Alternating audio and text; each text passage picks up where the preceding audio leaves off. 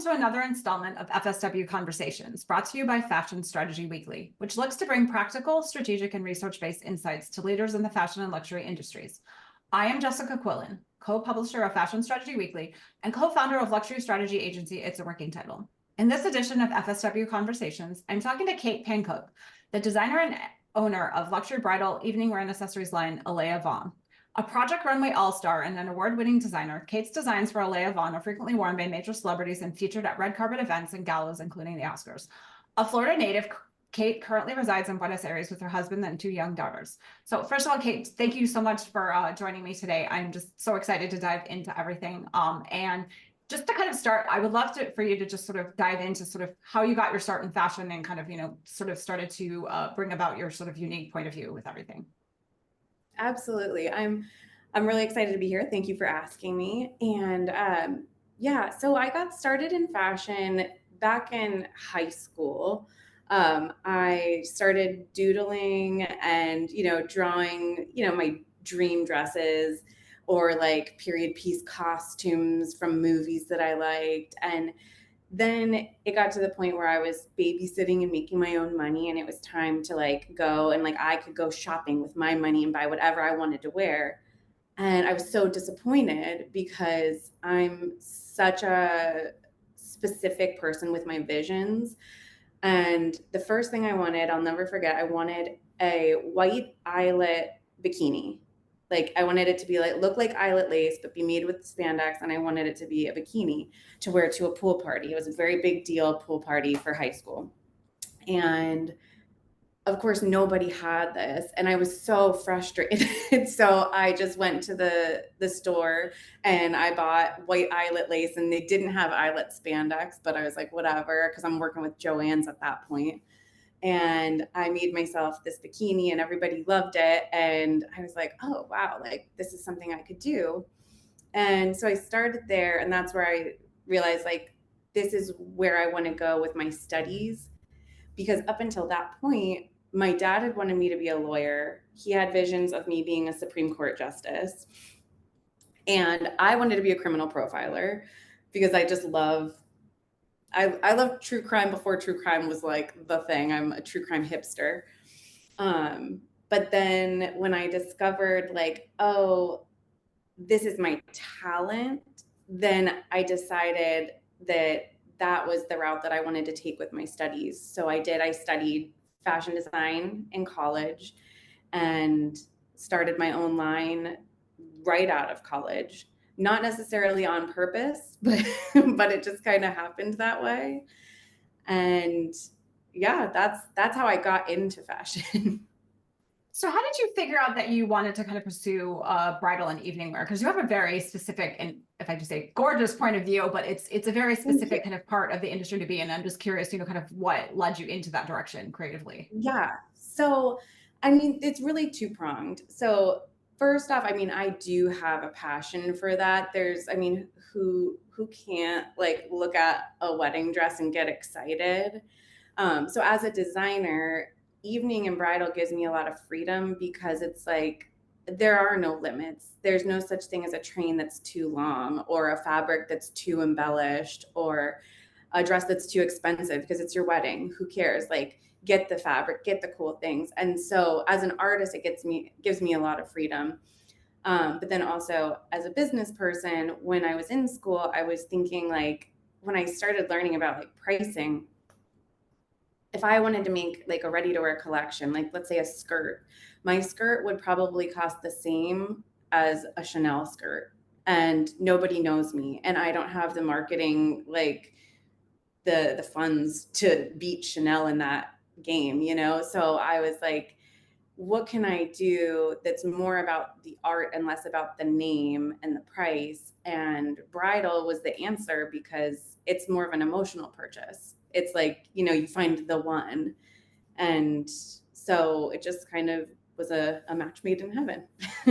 I love that. So you're not going to believe this, but I figured out that you and I have known each other for 11 years. I first interviewed you in 2013 when I was fashion editor for Glass. After I literally got mad when you got kicked off, and I emailed your PR. And So I'm many just people curious. did. I know. I'm just curious now, like, reflecting back, and obviously you've been, kind of on Project Runway a number of times, and like, sort of how did your experiences on Project Runway impact your career?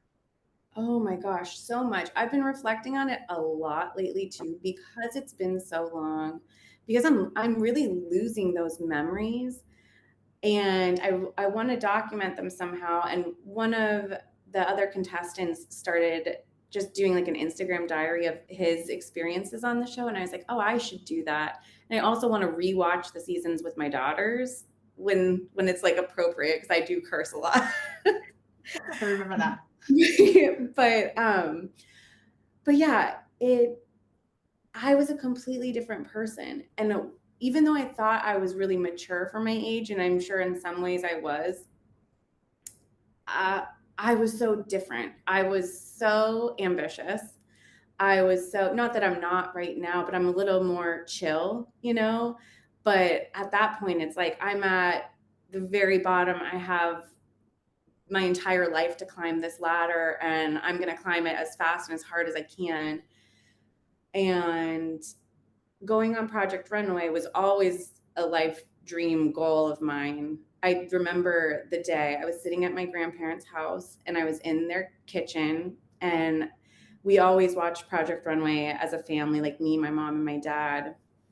And this was before like TiVo. This was like live TV. So we're watching on a tiny little TV in my grandparents' kitchen. And I told my mom and dad, I'm like, I'm going to go on that. Like when I grow up, I'm going to go on that show. And then later, after when I was in college, my mom took me on a buying trip to New York to get fabric to make my first collection. And obviously, we had to go to Mood, and uh, there they were filming, and so we couldn't go in, but we could sit outside, and there was a van, and we could see the designers. And my mom's like, "Do you want to go like say hi or like take a picture?" And I'm like, "Mom, it's so weird. I'm gonna be one of them one day." And like, it's bizarre. Like, no, that's awkward. I don't want to do that. And so it was just this thing that I just like knew that I was gonna do that. But if you had told me that I was going to be the first contestant to get like voted back on to Project Runway and then to go back to back and do an all-star season, I would never, never in my life have predicted that. It's amazing. And So, oh yeah, go ahead. oh, I was just gonna say, so what has life been like after Project Runway, especially after coming on All Stars and doing that? And like, I'm just curious, has it caused you to make different decisions with your career, or kind of how has it sort of shaped your thinking about even your own kind of vision for what you're doing? Totally. So the interesting thing about Project Runway is that they are almost anti-evening wear, anti-bridal.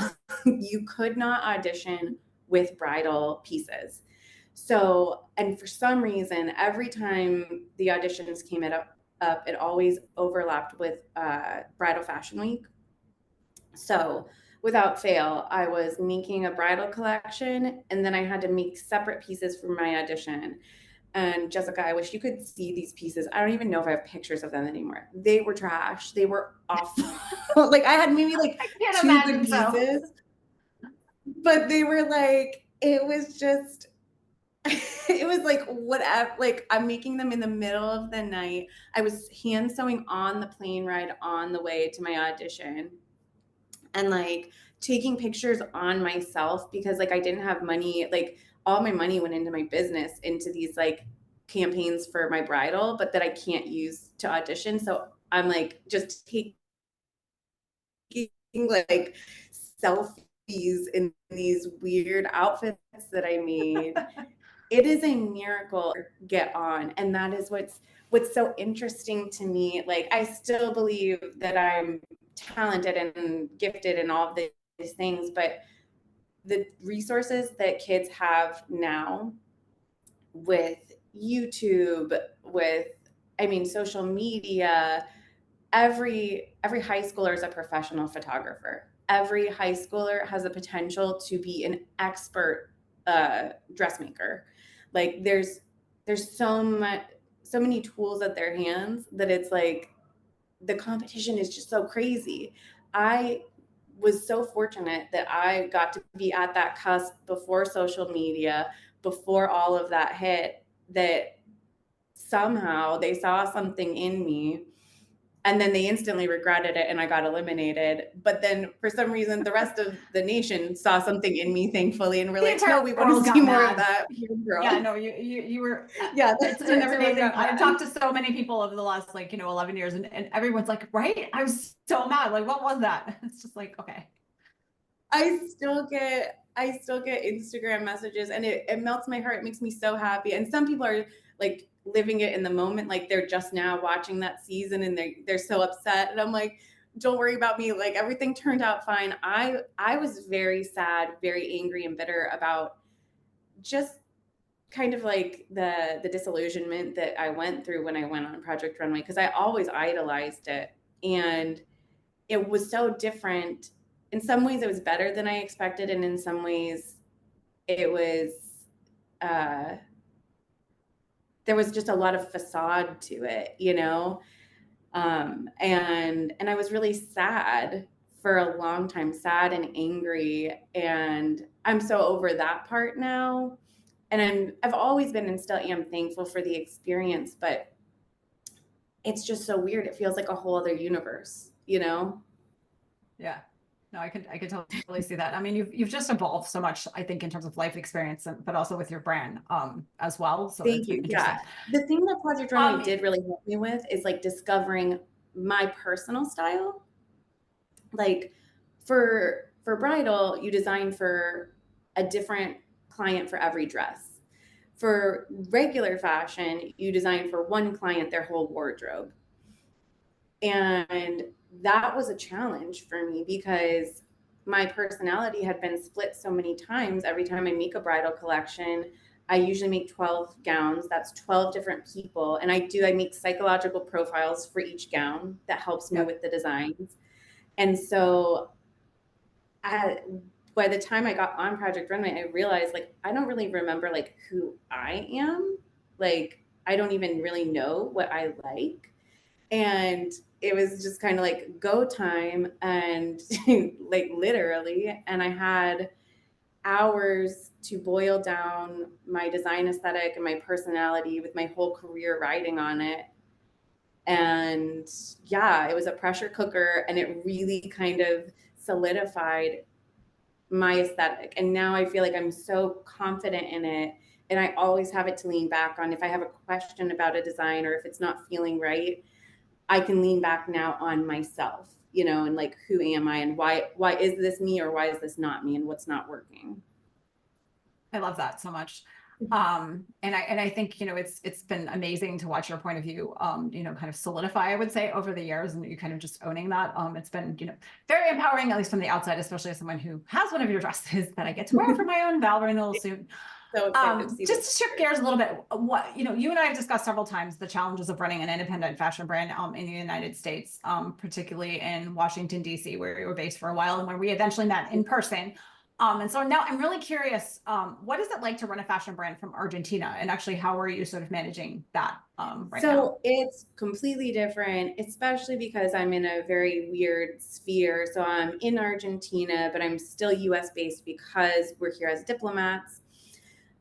So essentially, I'm working from home here, but working remotely for my company that's based in the States.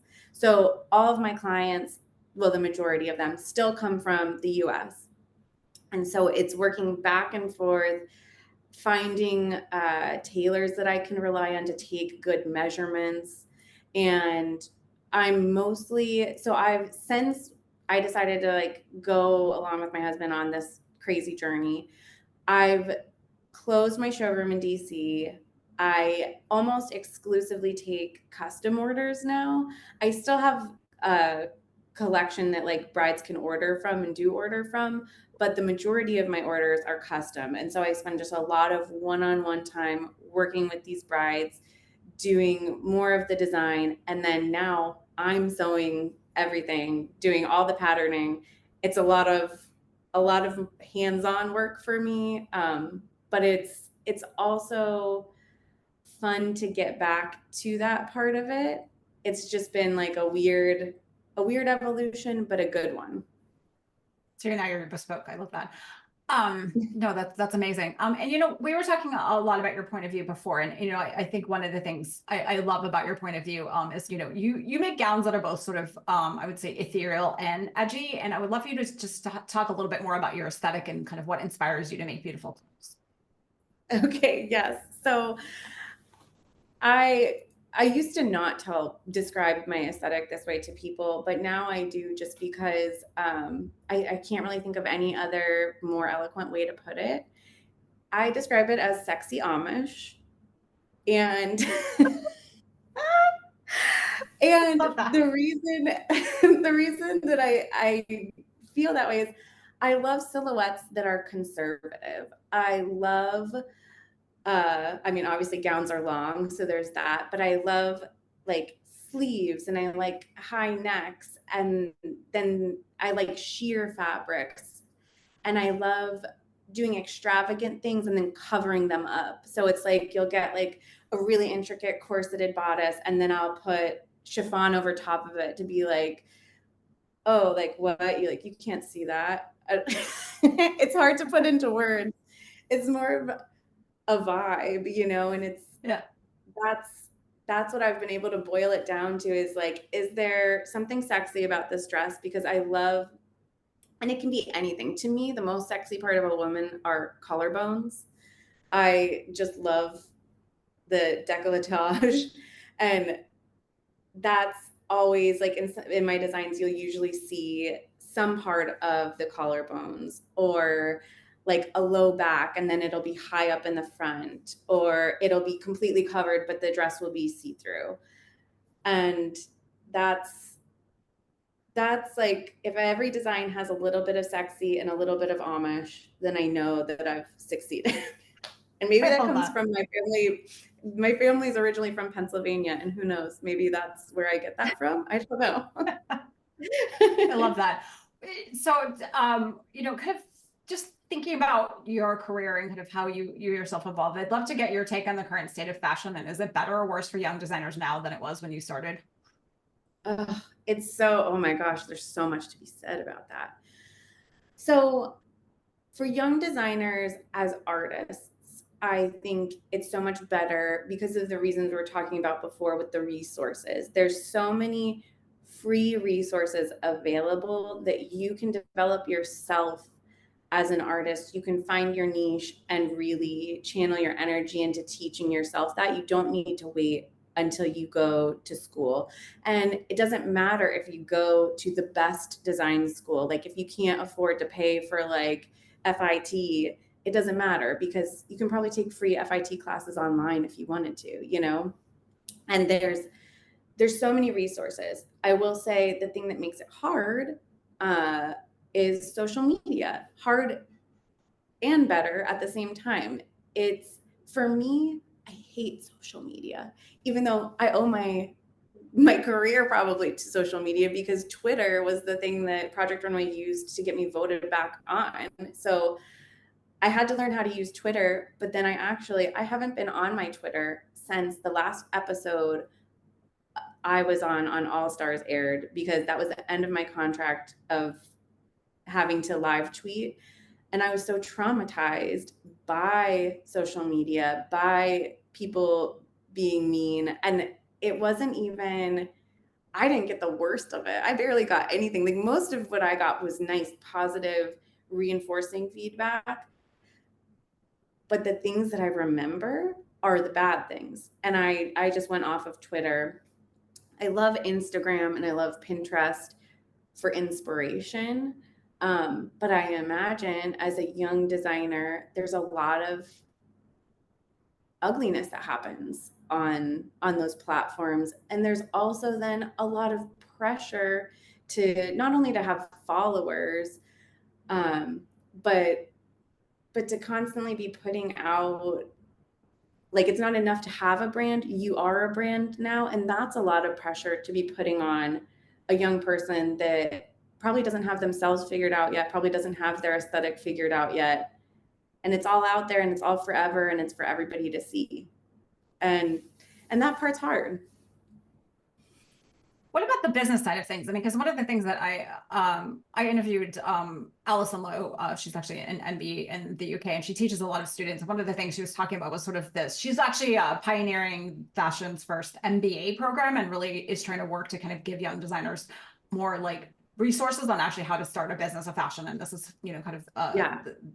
offering her expertise to that. And I'm just curious for you, kind of what you think about sort of like the starting your business side of things, and kind of any advice you'd give to young designers who are looking to sort of start to kind of move from that ideation part of like, I want to launch my own brand, to actually launching their own brand, kind of particularly in today's business landscape. Absolutely. So I will say, and I always tell, so I teach fashion classes, or I taught when I was back in DC to high school students, and I would do portfolio consultations and help them apply to their like dream fashion schools. And the thing that I always tell them is you have to make sure that this is something you love. Whether you succeed, whether you fail, it is only worth doing if you love it, because the likelihood of you succeeding is very small. If you ask so many people, like if you looked at my business trajectory, if I succeeded or failed, I'd be like failing. You know what I'm saying? But to me, this is a success. And I've had to redefine what I view as success. Like, what did I want to achieve? What am I achieving? But I always tell them too, if you want to start your own line, don't major in fashion, major in business. Major in the thing that you're not naturally talented in, because the thing that you have a passion for, you're going to pursue it in your free time. You're going to stay up all night making those dresses. You're going to watch those videos on YouTube on how to hem chiffon perfectly. You're probably not going to be up at 3 a.m. getting an MBA. You know what I mean? So use this time, go to school for business. I wish I had. Also, set your goals with business in mind. I just wanted to I wanted to be able to support myself and support my business and make pretty things. I mean, that's as simple as it is. That was my goal. And I achieved that goal. There was a time right when I was on Project Runway when I was showing, I think, my second bridal collection at the same time. And I had just got a big new studio in the Fine Arts Building on Michigan Avenue. I was getting like people who were working with me regularly, and the business was growing. And I had like almost a mental breakdown, because it was just, okay, now it's not just enough to make pretty things. Now I have rent to pay. Now I have to pay, all of these dressmakers. Now I have to hire a pattern maker and meet these deadlines. And it just kind of snowballs. And if you're not prepared, if you don't have that toolkit, it can break you. And I'm thankful enough that I had not only an amazing team, but an amazing support system of my husband, my parents, like really even my friends. I had friends who would come over and just stay all night with me at my studio while I would be up sewing or figuring things out. And it's a tumultuous thing. And that's why I always tell people, it's like, if you don't love this, it is absolutely not worth it, because there will be so many ups and downs. But yeah, I think what you were saying that your friend was doing, starting an MBA for fashion, it's great, because I tried taking some like online classes, and it was one of those things, probably because of the way that I learn. I'm so right brained, I'm so artistic, and I really only learn through like applied learning. And so like all the examples, none of them were relevant to me. None of them were like how to balance a book with fabric for orders and then fabric for building a collection. And it's just like all of the examples didn't make sense. Yeah, no, I got that. So you have two very beautiful daughters, and I just to kind of close Thank up, I'm you. just Yep. curious, well, how do you talk to them? I mean, they're still very little, but have you thought about how to talk to them about your career in fashion and what you would do if one of them came to you and said, "Mommy, I want to be a designer"? I mean, like, how are you sort of cultivating that sort of conversation with them about what you do and like what do you hope to leave for them? Yeah, so it's been such a beautiful exchange between me and them because it's also helped me gain confidence in myself because of what I wanted to project to them, and also like we talked about my husband being very supportive. It's also amazing to see for them to see how he supports me continuing to do this despite it being hard overseas. And so I work here, I do my patterning here, and they are right alongside me. They demand pattern paper. I give them pattern paper. They draw stuff. My eldest daughter, who's 3 now, told me that she was working on something, a design, and I was like, "Oh, who are you working on that for?" And she was like, "Oh, it's for my bride." And I don't even know if she knows what bride means, but I always am working on something. "Oh, this is for my bride. Oh, you can't touch that. That's for my bride." And so she has her own brides now. And then last night, I almost cried. She has a dress form in her room, and she's getting very into styling. And so she put her dress on the form and she like picked out boots that matched it. And it's, I try to encourage it. I also am trying not to be one of those fashion moms who are like, like I'm going to style you. You're going to wear whatever I want you to wear because I want this cute picture. I do that. Those are the pictures you see on my Instagram.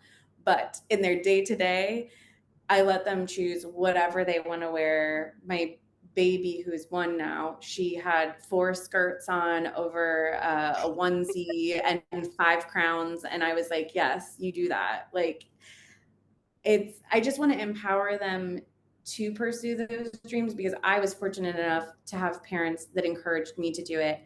And I've also been fortunate enough to be able to be that support for people who didn't have family that believed in pursuing what a lot of people would consider to be an unrealistic dream. And if everybody felt that way, then nobody would be a fashion designer, and nobody would be an author or any of the, to me, the fun jobs. All the fun jobs, you need to have the confidence and also the support system to be able to take that leap. And I want to be that for my kids.